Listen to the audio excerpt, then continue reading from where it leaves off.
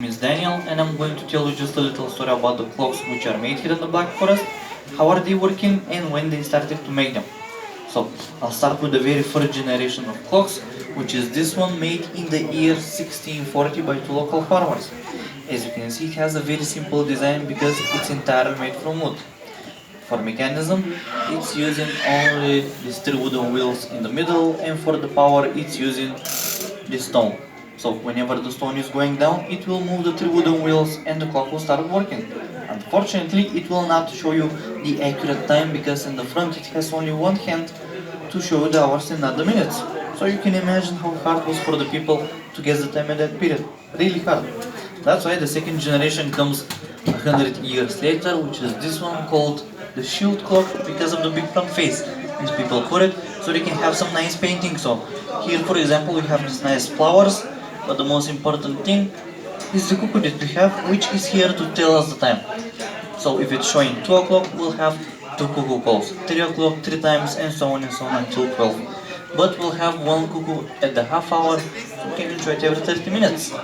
The third generation comes 70 years later, which is this one called the station clock, because it was mostly found and made especially for the railway stations. That's why it also has the design of the old station houses, and if you can see these lines on the sides, which represent the railway tracks. But at that time, the people decided to do something else for the decorations. Before they were only painting them, now they started to carve the wood for the clock, for the demonstrations. And the wood which they're using is called basswood or lime wood, which is a very soft and lightweight wood perfect for carving. But first they have to leave the wood to dry about 4 years, and only then they can start carving. And to finish a clock it will take from a couple of days to about a month depending on the size of it. But just have the very simple clocks. First we'll start with the casing. After that we can put our decorations, for example just leaves in front of the clock, and after that we can put on the top a bird with a couple of more leaves. And this way we'll be getting the very simple and traditional design of the Black Forest Cuckoo clock. To make them work, they also developed these metal mechanisms which are made from brass and stainless steel, and they're actually very well built so they can last for a very long time, up to 60 to 70 years. But to power them, instead of a stone, this time they started to use these metal weights.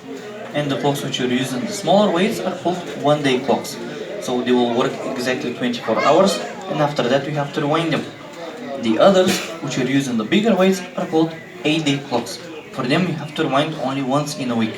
And how to rewind them is just by simply pulling the chains on the clocks like this and keeping the weights all the way up.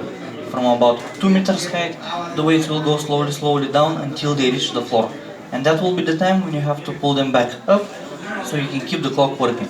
But on some of the clocks you will see that instead of having the 2 traditional weights, we're going to have 3 weights. That's because here we'll have the people moving, the water wheel spinning, and the dancers on the top will start rotating.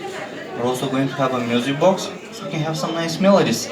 But now I'm going to play the clock for you and you'll see what will happen.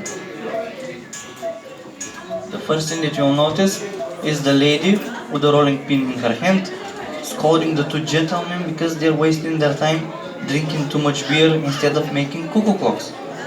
That's why this type of clocks are very famous here as mother-in-law clocks. Or you might know them as Sasuma clock, probably. And the most important thing for the cuckoo clocks is the cuckoo sound which we're getting from these wooden air bells. They're working like a whistle, so whenever the air is coming in and out, they will make the sound like this. And whenever I play them together,